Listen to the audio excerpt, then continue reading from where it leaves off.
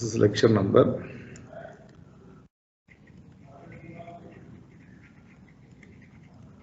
7.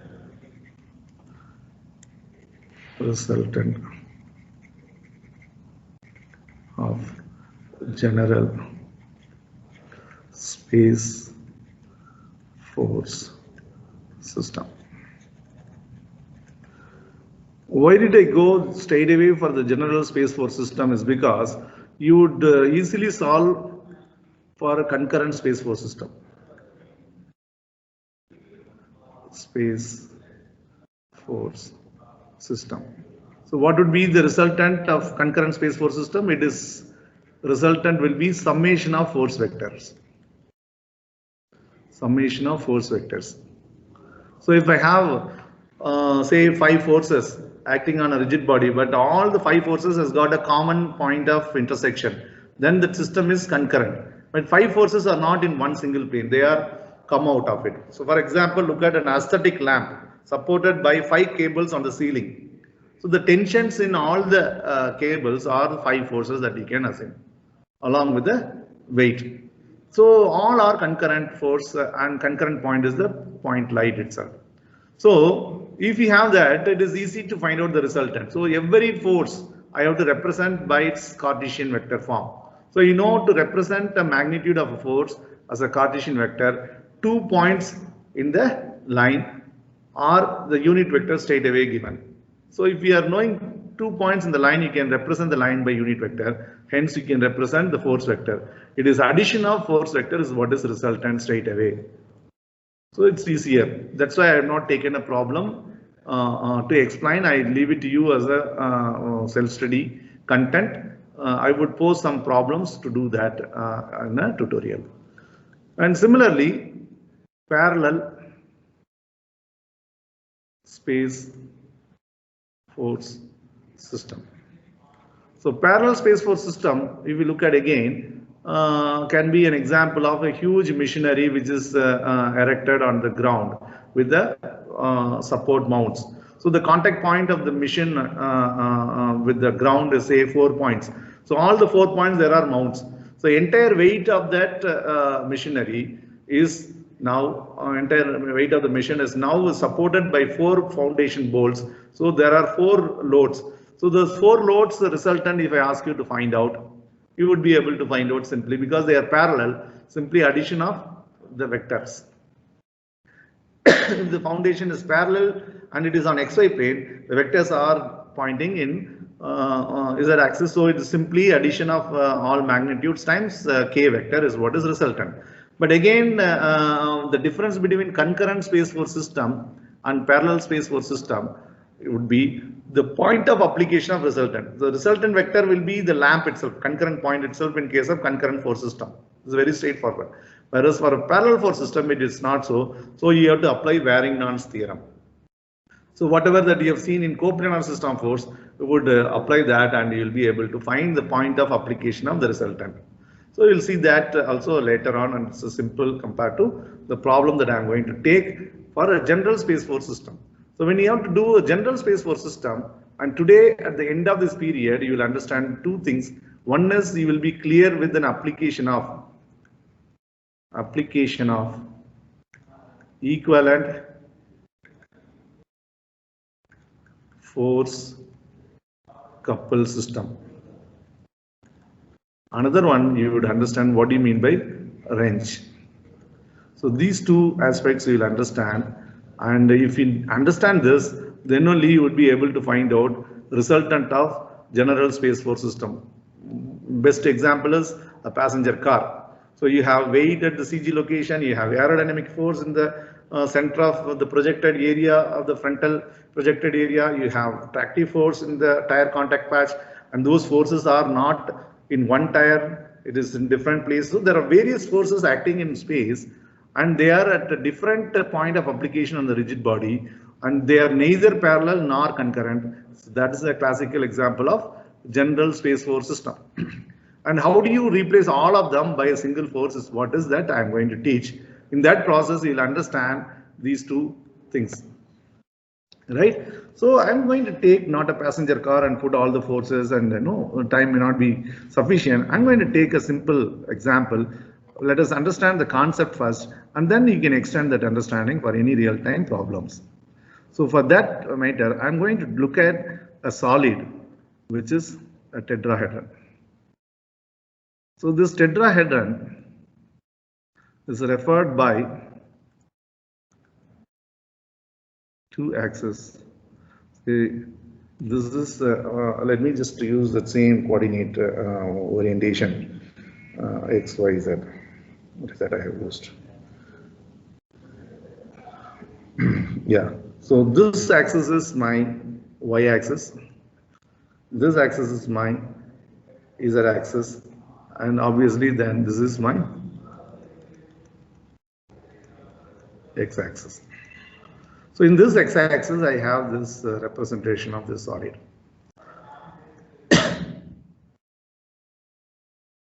Right? So this is that solid now. So let me name that solid as A, B, C. So this is the tetrahedron, and these coordinates are given now. A is along x-axis 3 units, 0, 0, that much say meters, and along b-axis I have it is 2 units along y-axis, so 0, 2, 0, and here it is 2 units along this 0, 0, 2. So I have these 3 points coordinates, and if I consider this vertex of the tetrahedron as origin 0, 0, 0. So I have a tetrahedron OABC. It is not a regular tetrahedron. It is tetrahedron has got 4 faces triangle. So that's why I call this as a tetrahedron. The regular tetrahedron should have an identical triangles, the equilateral triangle. This is all you know the different solid definitions. In this tetrahedron, I am going to represent the system of forces. So what is that system of force? I have 3 forces acting now on this tetrahedron. So one is the force which is acting along x-axis from point A. Say this is 100 Newton force. Let me call that as F1 force, 100 Newton. The another one is the force acting at point B. It is acting towards B. So I have this force from point C towards B. This is 200 Newton, say F2 force, 200 Newton. Right? And then the third force is along Z axis from this point C vertically upward. So this is my F3 force, which is 300 Newton. 300 Newton. So now I need to replace the 3 forces by a single force and find the resultant, right? So what does that? See, look at now these 3 forces constitute which category? Is it the category 1 or category 2 or today's class problem category 3, general space force system? Can anyone answer? Aravind? Yes, sir, I'm here. So yeah, is it falls in which category? Is it a concurrent space force system or parallel space force system or a general space force system problem? So general space. Yeah, because you see these two, F3 and F2 has got a common intersection. Similarly, F3 and F1 has got a common intersection if I extend the line of action of the force. But all 3 are not having a common intersection, so it is not concurrent space force system. And they are not parallel, so it is not parallel force system. So neither concurrent nor parallel is called a general force system, and 2 forces are in one plane, Y, Z, whereas the other forces out of this plane along its x-axis, so it is space force system. So when you have like this 3 forces spread in space, neither concurrent nor parallel, you have to find the resultant at a point. So the convenient point is if we have a number of forces, more number of forces having a common intersection, then you choose that point. So like we have done it in an earlier class also. So this point B is what I will choose. So find the resultant at point B. What is it I'm going to do? Resultant at point B I'm going to do. Right? At this point. So what is that? Finally, I'm going to draw here is I will have this tetrahedron.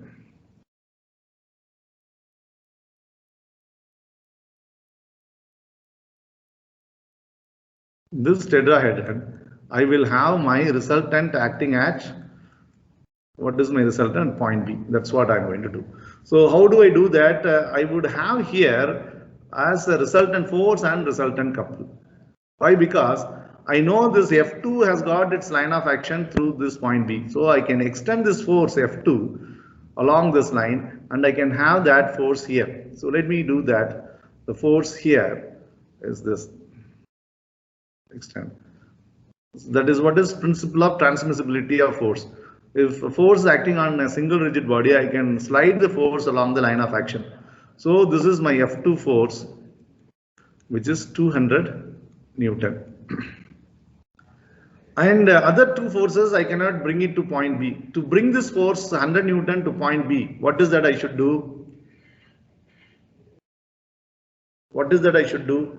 Can I just bring it here and write it like this? This is now parallel to x-axis. So can I put this force here, F1, 100 Newton, and F3 perpendicular. So can I write it here? Can I put this vector here?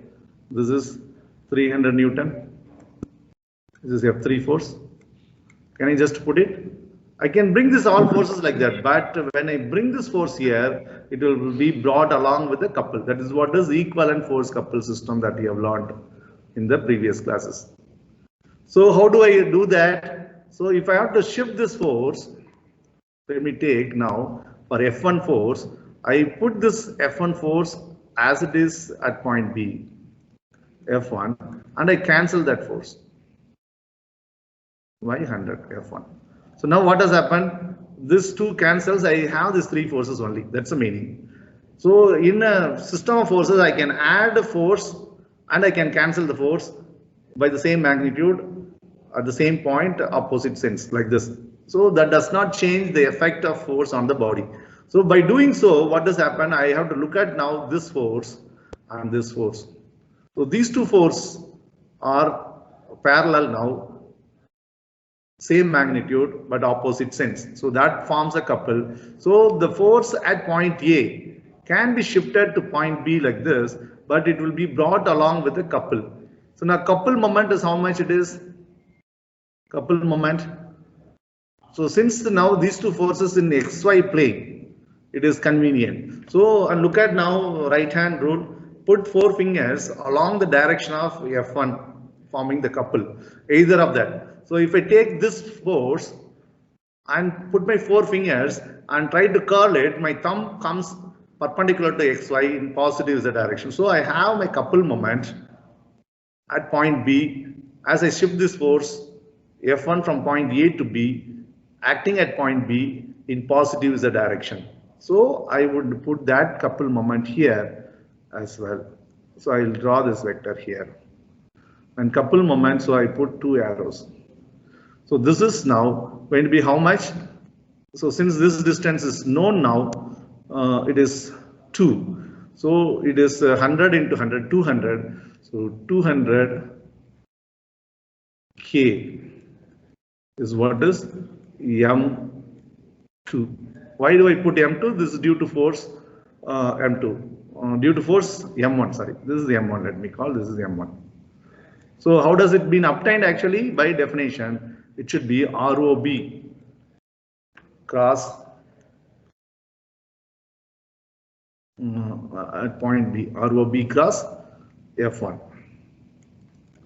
ROB cross F1 is what is that I get. So I have this 200 Newton force couple. So I have shifted this and that associated. So these 2 are perpendicular now.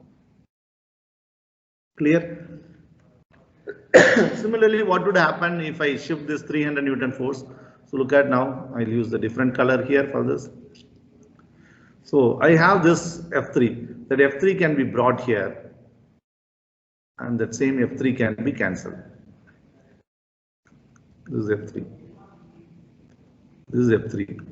So now look at this F3 and this F3. So that forms a couple, and that is in YZ plane. And to find out the direction, I can put in either one of this force arrow direction. So if I take this one, it goes inside x-axis. If I take this one also, it goes, thumb goes inside YZ plane. So I have negative moment here into I. So how much it is again? 300 into this moment arm. That's 2 distance here. So I would have that in x direction, negative x direction. So I will have here this couple moment, and that would be equal to how much? 300 into 2. So 600. It's minus I. That is my M3. There is no M2 because the line of action of force F2 passes through point B itself. So there is no couple there. So I have now 2 couples and 3 forces at point B. So that's my resultant. That's my resultant. So what I have to do to find out resultant? I should add the force vectors. I should add the moment vector, and I have my answer. So I would have this again. See how many times, how different ways that we can represent a resultant. So this is equivalent again.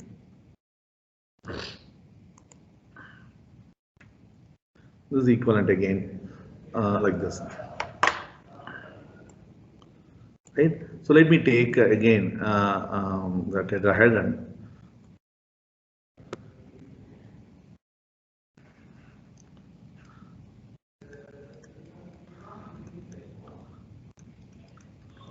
So this is my point B. At point B, I would have my resultant vector, and I would also have my force vector or moment vector, sorry, couple vector. So that couple vector direction I do not know, just arbitrarily draw here my couple vector. That's my M vector. And there would be an included angle between them. So these two is angle theta that I can find out. So this angle is 90 degrees, or if this angle is less than 90 degrees or greater than 90 degrees, that we can find out.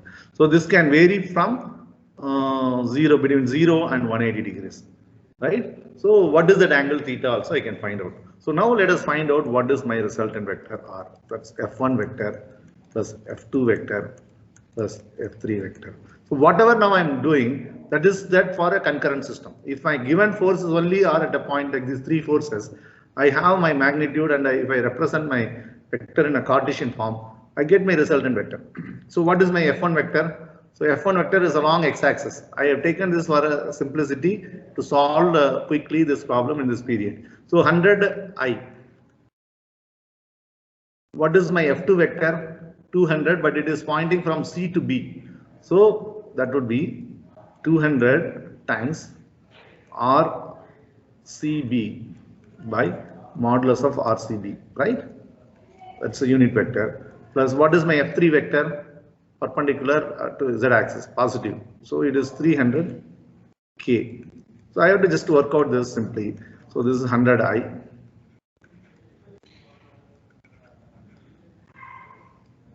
Plus 200 into, so BC, so B is this, C is this, so B 0 minus 0, 2 minus 0, 2I, sorry 2J, 0 minus 2K by root of 4 plus 4 under root 8. So this is a unit vector times this, and plus 300K. So that's going to be 100 I plus 200 into 2, 400 by root 8. Root 8. How much it is? 400 by root 8 J, and minus 400 by root 8 plus 300 plus 300 minus 400 by root 8 times K. So that's my resultant R vector. So you can work out what is the answer here for this. What is the answer for R vector? I have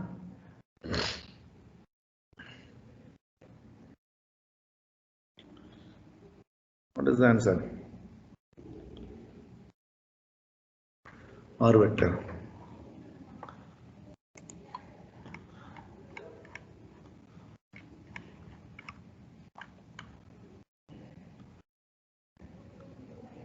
So 100i plus 141.42j, 100i plus 141.42, 100i plus 141.42j plus 300 minus this value would be 300 minus this value would be 158.58.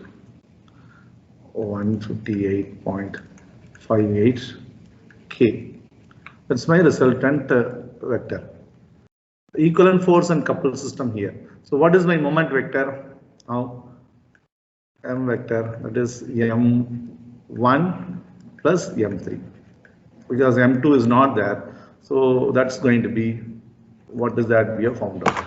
So what is that we have found out? M1 is 200K and M2 is minus 600I. M3 is minus 600, M1 200K and minus 600I. So that's going to be minus 600I plus 200K. That's my couple vector.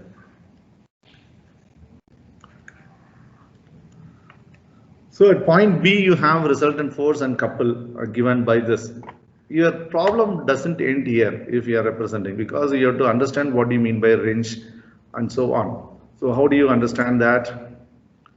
For that, let us work out this problem further, finding out what is this angle theta. So now this angle theta, how do I find out? I can use my cross product, dot product application. So two vector A dot B is what? AB cos theta. So I have R vector and M vector. So R dot M vector would be modulus of R, modulus of M cos theta. So theta would be cos inverse of R dot M by modulus of R, modulus of M. So cos inverse of R dot M is what? Minus 600 into 100. So that's minus this, and plus 200 into 158.58. So 200 into 158.58. This all divided by, because there's no j here, and the root of this square plus this magnitude square. Right? Magnitude of R is what? This R. I have to put here in detail. So what is this radical sign going to be? Under root of 100 square plus 141.42 square plus 158.58 square. This is for modulus of resultant, resultant multiplied by modulus of this multiplication sign by modulus of this, that is 600 square plus 200 square. So this would solve for my angle theta. And what is that angle theta? Anybody is solving parallelly with me? Can anyone answer? What is the angle theta?